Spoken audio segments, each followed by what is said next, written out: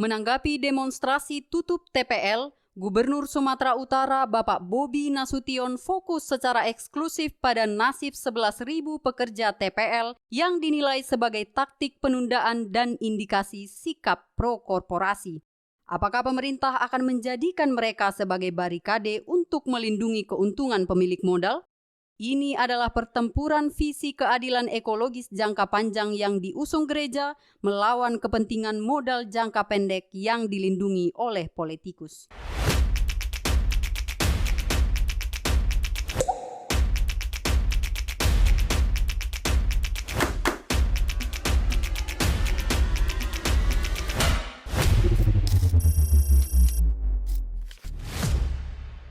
Shalom pemirsa, senang sekali bisa kembali menyapa Anda.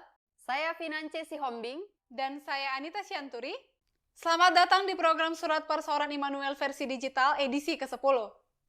Di edisi ini, kami akan menyajikan beberapa informasi menarik, antara lain, pertemuan Eporus HKBP dengan Jenderal Luhut Binsar Panjaitan membahas solusi lahan bermartabat bagi pekerja TPL dan pesan Eporus untuk pemilik korporasi. Selain itu, ada sorotan pelayanan HKBP Bandung Barat dalam perluasan pelayanan demi kenyamanan jemaat.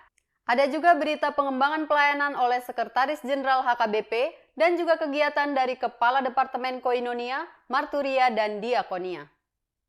Tetaplah berinteraksi dengan kami lewat kolom komentar dan dapatkan informasi selengkapnya hanya di Surat Persoalan Immanuel Digital HKBP. Langsung saja yuk, kita simak fokus utama kita minggu ini.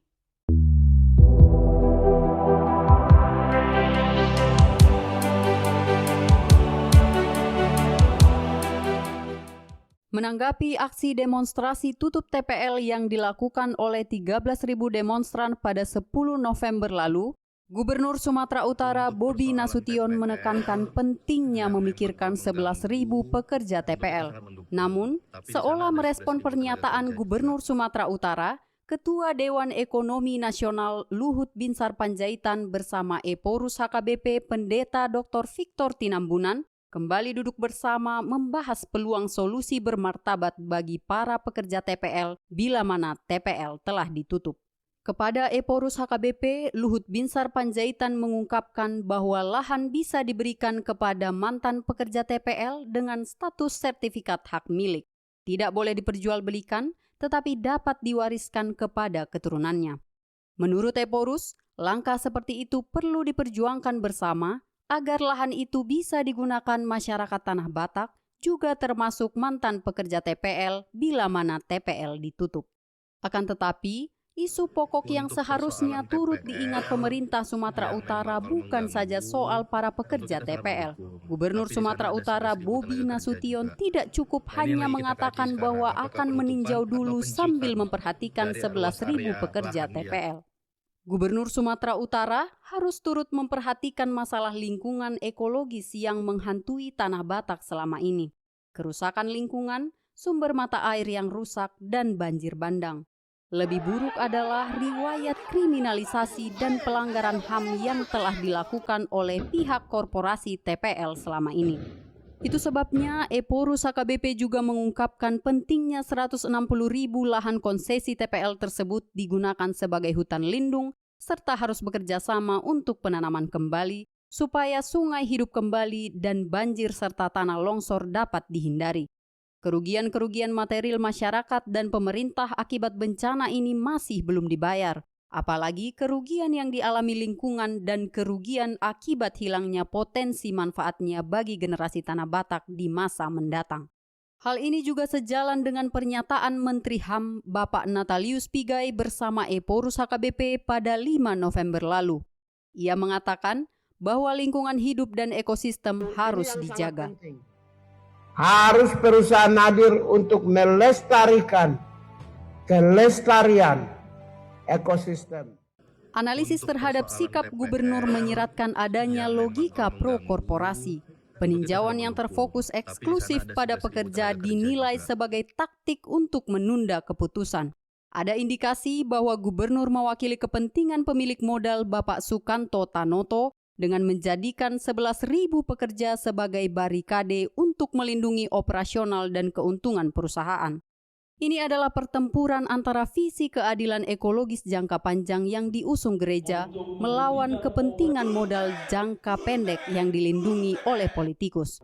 Ketegangan ini adalah manifestasi nyata dari jurang antara kenyamanan dan pergulatan batin yang disinggung langsung oleh Eporus HKBP dalam status publiknya.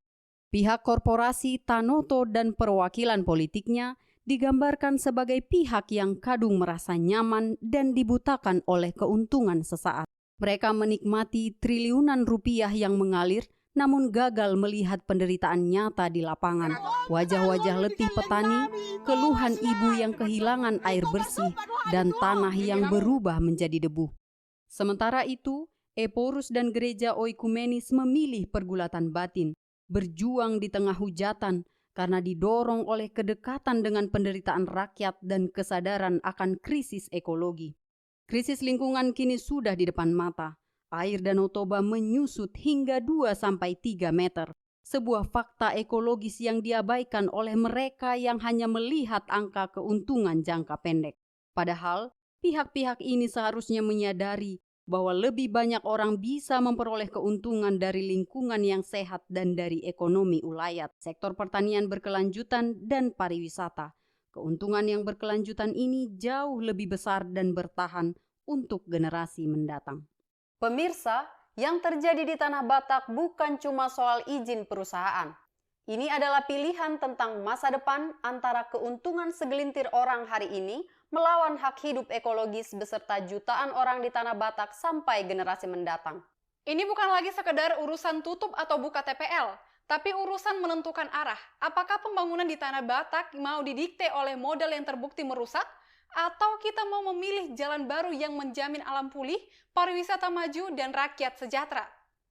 Ya, benar sekali. Tentu kita akan memilih jalan yang bisa memulihkan seluruh keadaan.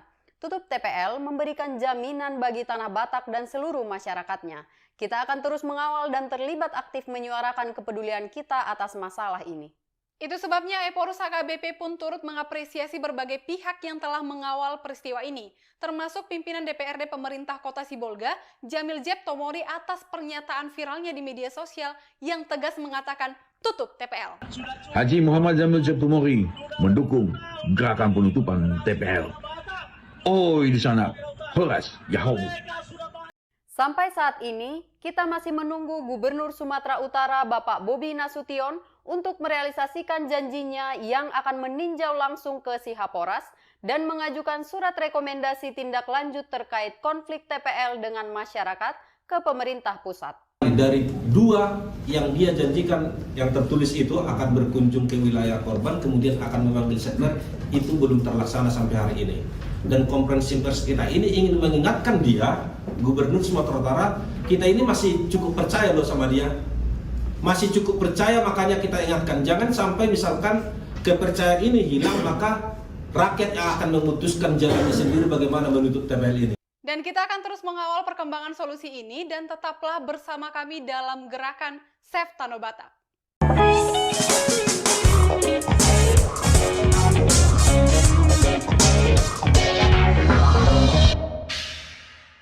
Pemirsa, kita akan masuk ke segmen Berita HKBP. Kita awali dari berita kegiatan Eporus HKBP Pendeta Dr. Victor Tinambunan yang baru saja hadir di HKBP Bandung Barat yang sedang mengupayakan penataan parkir dan fasilitas rumah duka. Eporus mengapresiasi upaya tersebut dan menyatakan bahwa penataan parkir adalah kebutuhan pelayanan yang berdampak pada ketertiban lingkungan, serta mengusulkan agar fasilitas rumah duka disebut rumah penghiburan. Kehadiran Wali Kota Bandung Barat Muhammad Farhan dan anggota Komisi 1 DPR RI fraksi PDI Perjuangan Juniko Siahaan juga menambah semarak acara tersebut. Kehadiran Wali Kota diapresiasi sebagai dukungan nyata pemerintah terhadap upaya gereja mengurangi kemacetan akibat keterbatasan area parkir. Kita beralih pada kegiatan Sekretaris Jenderal HKBP, Pendeta Rison Hutahayan. Beliau bersama Preses Distrik 21 Banten, Pendeta Sumihar Borusinaga, menyampaikan pembekalan bagi para pelayan full-timer HKBP Distrik 21 Banten. Pada kesempatan itu, Sekretaris Jenderal HKBP menekankan pentingnya gereja menjalankan sistem pelayanan yang harus benar-benar gerejawi. Sekretaris Jenderal juga mengajak para pelayan untuk segera mendata jemaat melalui sistem online. Penggunaan database jemaat dinilai juga akan semakin meningkatkan kualitas pelayanan HKBP.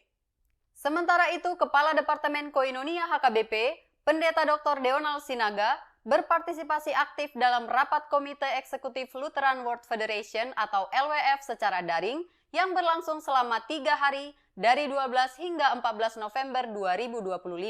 Dalam forum tersebut, Kadep Koinonia HKBP menyalurkan bantuan HKBP bagi korban gempa bumi di Myanmar di bulan Maret lalu melalui mekanisme LWF.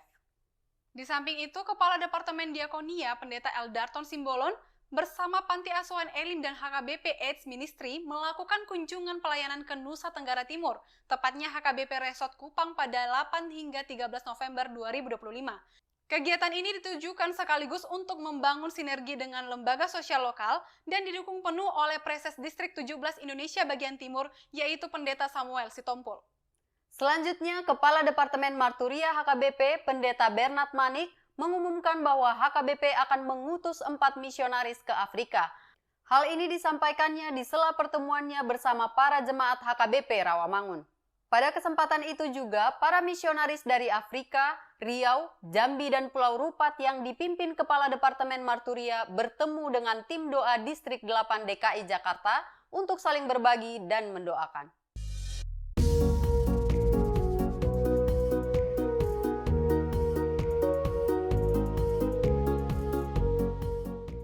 Pemirsa, sekarang kita akan masuk ke segmen Benang Merah Khotbah Minggu. Kita akan mendengarkan pemaparan dari Amang Pendeta Trijoel Simanulang. Shalom Amang.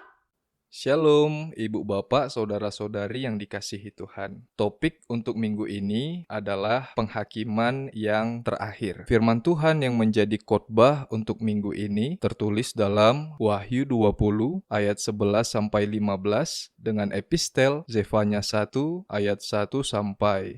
Saudara-saudara, minggu ini kita tiba pada minggu akhir tahun gerejawi. Coba kita bayangkan momen pembagian rapor siswa. Ketika mereka membuka rapornya, semuanya terisi dengan catatan lengkap. Tidak hanya mencantumkan nilai ujian akhir, tetapi juga absensi, nilai tugas harian, dan catatan perilaku selama setahun. Semuanya terperinci dengan jelas. Sama halnya dengan realitas penghakiman yang terakhir. Kehidupan kita di dunia adalah masa ujian, dan pada akhirnya Allah akan membuka kitab-kitab yang mencatat setiap detail hidup kita. Penghakiman yang akan datang bukanlah keputusan yang dibuat secara sembarangan, melainkan penetapan keadilan yang sempurna berdasarkan catatan tak terhindarkan atas setiap perkataan, pikiran, dan perbuatan yang pernah dilakukan umat manusia. Demikianlah Allah berdaulat menghakimi dunia berdasarkan catatan kehidupan manusia. Kita melihat ancaman hari Tuhan di Zefanya 1 terjadi karena 2 kejahatan. Yang pertama, sinkretisme atau menyembah dewa lain selain Tuhan di ayat 4 dan 5. Dan apatisme, hidup santai tanpa peduli terhadap Tuhan, yang digambarkan sebagai orang yang tinggal diam di atas endapannya. Ayat 12. Peringatan kenabian juga tampak dan memuncak dalam Wahyu 20, di mana kita melihat tahta putih besar dan pembukaan kitab-kitab terdapat di ayat 12. Kitab-kitab ini adalah rekaman sempurna dari kehidupan manusia, perbuatan baik maupun perbuatan jahat. Ini memastikan bahwa penghakiman itu adil dan personal, baik Zefanya maupun Wahyu menunjukkan konsistensi Allah bahwa Ia adalah hakim yang maha suci, yang menghakimi setiap penyimpangan dari kekudusan yang telah Ia tetapkan. Namun demikian, bagi orang percaya, penghakiman bukanlah hukuman, melainkan konfirmasi atas kemenangan Kristus. Namun secara praktis, kesadaran akan hari Tuhan harus mengikis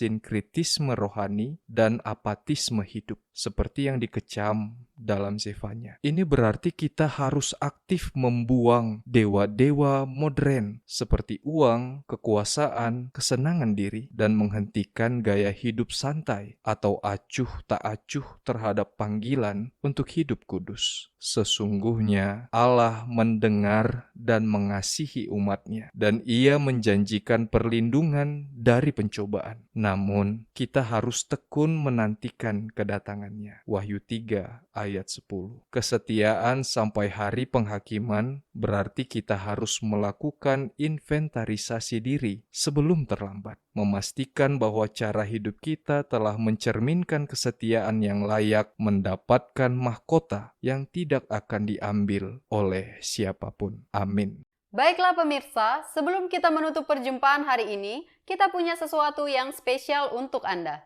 Kita akan melihat keseruan malam misi jending di HKBP Rawamangun.